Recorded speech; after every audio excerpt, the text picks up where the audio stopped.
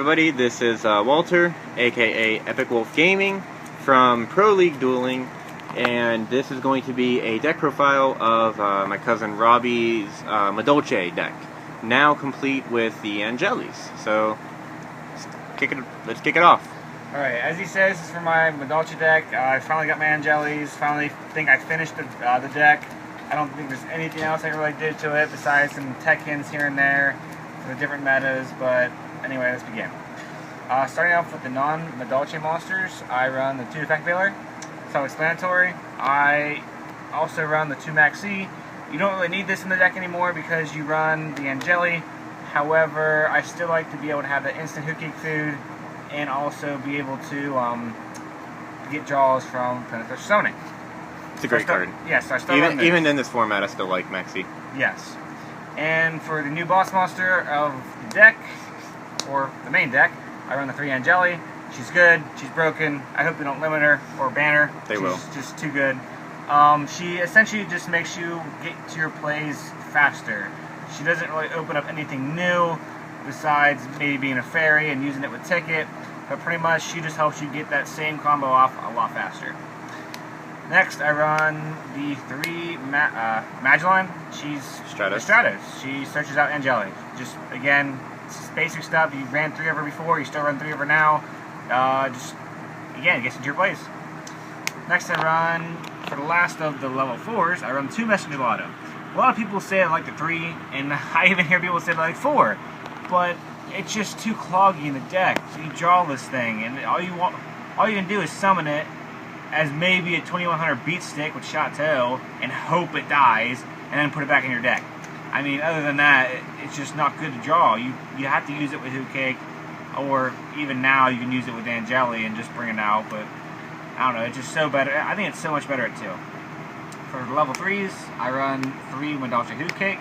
I did run 2, but now with Angeli, it's up to 3. That's just my preference.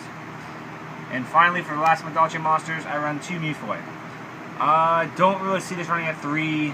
It's Veilerable, Fiendish Chainable. I mean, I hate this card, but you need it. Let's just say that. Alright, that's the end of the that's the end of the monster lineup. For the spells, I run the 2 Chateau, single ticket. Pretty self-explanatory. I don't really like running 2 of these because there's no point to. If it dies, It's not like Whirlwind, you can't stack it. Right. If you don't know, I'm sure if you're watching this, you don't know what Madolches do. This does not stack. You only activate it once per turn, regardless. So, just one's better. If it dies, you bring it back with Tiramisu. And you can live without a ticket. It's harder to live with without a Chateau, if that makes sense. Right. Continuing on with the spells, I run the triple Upstart Goblin. I was running 2 Pot Duality in the deck, but now with Angeli, you don't really need it. So the Upstart Goblin is just a place of that. I don't really quite remember at the moment what I traded out for the 3rd Upstart Goblin, but I think it was Wiretap. I don't quite remember, but either way, Upstart Goblin's pretty good. Increases what is already so consistent even more. I run the Double MST. Finally got my Ghost Foils. Oh my god, that's so beautiful. I'll tell you right now, guys, I'm not a huge fan of Ghost because I feel like it ruins the artwork of a lot of cards, but this is just so freaking cool. Like, Ghost MSTs are so good. Yes, and I actually looked it up. I found out, I don't know why I didn't realize it, but they're actually Ghost Gold foil. Yep, so it's actually really cool. I ended up getting a play set, but only main deck 2. Next, the single Dark Hole. Yeah, Dark Hole. Clutch. Yes, clutch, top deck. Use after they blow up the field. I mean, it's a good card. For the trap lineup, I run triple Fiendish Chain. I do run the breakthroughs. I side deck the breakthroughs. I like Fiendish Chain much better because the Madolche monsters are pretty weak. So, essentially, a breakthrough skill would be nice to stop their effects, but then they can just attack up from a monster. Yeah. So, I just take the chance of this being MSTable and stuff like that. But the thing of it is, if they're going to waste an MST, or better yet, use an MST on a Fiendish Chain, that means my Chateau and Ticket are safer for the future. Either way, I speak Fiendish Chain. I run... People give me some bad feedback on this. I don't know why. I run the Reckless Greed. I went from running Gishkis a lot, more or less a water deck with salvage, into running Madolches. I love this card so many times. I mean, I will say this: there are times that I activate this card, and it does hurt me more than it helps me. Like draw MST and like a Fiendish Chain or something. Right. So it's not always good, but if you work your way around this deck and draw good, at least decently, and play this the right way, this can be very, very helpful in the deck. Especially when you're already winning and they special summon Inferni Archfiend to get the search, or they're about to, and you chain this or you activate this thing to get that Veiler. Sometimes you just top deck that Veiler. There's so many reasons why I run this. More or less, another reason is to increase consistency, because I barely ever try to activate one at a time. I activate multiples, so just consistency again, and because sometimes you can clutch with that and win. Next is the new card in my deck, Chapstun. I think I ran it before, but I was like pretty iffy about it because I ran Lances, Forbidden Lance, and now I took out the Lances completely, and I just run these. I try not to use these for stupid stuff like attacking and then like getting Mirror Force. I always try to like save them for the combo, because obviously when you get the combo off, you're almost guaranteed to win. And I'm sure you guys know what the combo is. It's just a combo to get out Tiramisu and then send stuff back, essentially. But it's a very good card. I probably will never take this out of the deck now. It's too good. For more traps, I run the 2 Mirror Force. I know Hat's a thing. If you don't know, it's hands, artifacts, and trap tricks. More or less, the hands have to be destroyed by card effect. So almost everybody's going to break the seals and into Dimensional Prison. Dimensional Prison. I agree. I side deck both. Recently, I took out the Dimensional Prisons in my side deck because no one's running the deck down to their locals.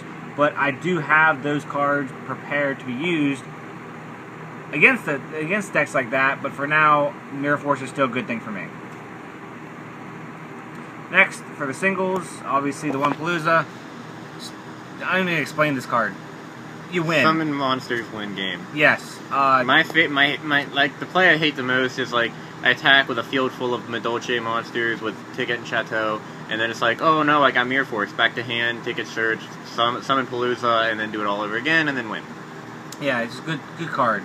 Especially like, you know, when you go off for that first Exceed monster, and you have 2 more in hand, and it gets Blackhorned, or Bottomless, or Torrential, Compulsed, you know, all the one-ofs of cards, besides Blackhorn, of course. And then, like, you just Palooza into another one. It makes them pretty salty, but Palooza, I'll just keep that there. Palooza. Next is Compulse, Solemn, and Torrential Tribute. I do not run the Bottomless. I don't know why, but I've always strayed away from Bottomless Trap Hole. It's good.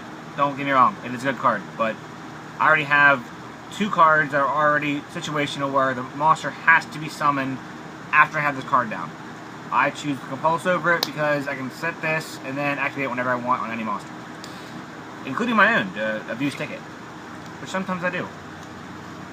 Next, I'll do the extra deck. I run the Cryptic Engineer. You summon this in Tiramisu and you win. Dracula, or as what they say is Ghost Trick Alucard. It's so good. You get to pop back row, get to pop monsters. Pop that Geargia. Pop the Geargia, pop the Gravekeeper, Spy. So many cards it's good against. Pop that. What is that called again? Armor. Geargia Armor. Yeah, Geargia Armor. Pop Falsadina, which has happened to me before. Yes. It was so bad. It was a glorious play by a Geargia player. I stopped running Pappy in my side deck because of Ghost Trick Alucard. It's too good. Next, I run the double Leviair. Just better than Invoker, although I still run Invoker. With the Angelis, you just get this play off. With the Leviair, so much more. Oops. Finally, for the rank 3s, which I will be trading out pretty soon, I run the Zen Mains. The Zen Mains will be going for Downer Magician. It is on the way. It was supposed to be here for this deck profile, but it looks like USPS is just going against me today. So that's the end of the rank 3s. Oh, wait 1 second. There's one more. I always forget about it because it's a piece of shit. Yeah, that guy. Asagon. Hate him, but I can go into him, and sometimes you need to beat over some monsters for game or something, so yeah. Next, I run I'm going to call him the basic 4. I mean, there is Papilloperative I don't run. I run Mace Stroke with a Papilloperative, but here's what I call the basic 4. Black Ship, Mace Stroke, or Papilloperative. Cowboy, or that The wind-up exceed, whatever it's called. Oh wow, that's escaping me. I don't know. The one that you detach material and you attack Draco for 2,000. You either run Heartland Draco. Yeah, Heartland Draco. You run him or that thing. And I like Cowboy a lot better, only because of defense. And finally, Diamond Dart. And then pretty basic for us. That's another basic for you. Might as well call that a basic 4. I almost wanted to add this to the basic 4, make it a basic 5, but like not everybody can afford 101, so it's a good card. You always have it. Almost everyone's pulled one though, it seems. Right. The only thing I'm missing is Excite on Night, which is a little sad, but I couldn't run it in my deck anyway. If you hear that, that is a weather alarm that we have, and it's been going off all day because it's about to rain or storm or do something. Anyway, continue on with the deck list. Yes. I run the Armades. I'm sure you guys realize, I have Baylor on the deck, so this is how I can summon this guy. I would never really normal summon a Baylor and go into him, but essentially what I do is sometimes when you go into your Leviair play, or better yet, your Invoker play, you don't have a Messenger Auto in deck, or for your Leviair, you do not have a level 4 banished. Barely ever really happens, but if it does, one of those kind of one-if things. Yes. If it happens, I'm able to bring back the Veiler. So in this case, I'll explain. Mewfill into Hoot Cake. Banish a Veiler in my graveyard. Messenger Auto. Or... Alright, apologize for that one. That was a... my phone has stopped recording. It was full. The memory was full, so... onto the side deck, so... Yes, side deck. I'm not siding that. That is a proxy Light Imprisoning Mirror. Again, with the Downer Magician, I have one on the way, a dual terminal one, and it was supposed to be here for it, but it wasn't, so yeah, that's Light Imprisoning Mirror. Yeah, he ordered a Downer Magician and a Light Imprisoning Mirror, so he just put that in for the lulz, basically. Yeah, because it's bad card. But anyway, moving on, I run 2 Shadow Imprisoning Mirror. As you see, I just stomp on Light and Dark decks, it's just funny. 2 new side deck cards because people run Gishkis and apparently Gravekeepers and Blackwings. It's just funny to get this card off. It hurts them. It's just really good. 2 Curse Seals. I'm the Blackwing and the Gravekeeper guy. I've been doing some pretty fun things with my Blackwings, and he likes to think that that's a really good way of stopping Whirlwind, which it is. Yes. Next is the Break the Seal I talked about. I side deck them just in case I fall into that situation where I need them instead of the Veilers. Those were mine. Yes. These are good against Pallades, good against just so many things that you need to use on your opponents, or on your own turn, such as artifacts. Also, to mention, these were the D-Prisons that I put in. I mean, I haven't needed D-Prisons, so I figured Curse Seal is better. Excuse me. Next, I run the 2 Blackboard of Heaven. Self-explanatory, 2 good. I side deck the 3rd Trap Stun. Don't know why, just have the room, and... Just in case, like, you get trap-heavy decks, like Trap Tricks, or, I guess Gravekeepers it could work against. Anything that's, like, really control-based. Yep. Next, I side deck my 3rd Chateau, because field spell battles are fun. And my 3rd MST. Ghosts! Because sometimes I do like to side in the 3rd one, and because... it's a ghost. And finally, I run do 2 DD Crow. Which that card's so good. I side in probably every time I side. I honestly agree. Me and him both been siding it like crazy, and it works against so much. Like, it's the funniest thing. Dueling a scrap player to just like they'll summon Chimera or Chimera or whatever it's called, and then you just ask them what their target is, and it's like, okay, change DD Crow. Yep. And that's a mat. Yep. Guilty Crown. If you guys haven't watched it, all the way in there. I think I got the whole thing. I've had this, I don't think we posted all of our videos. We've been kind of like slacking on that. But sorry. It's all good.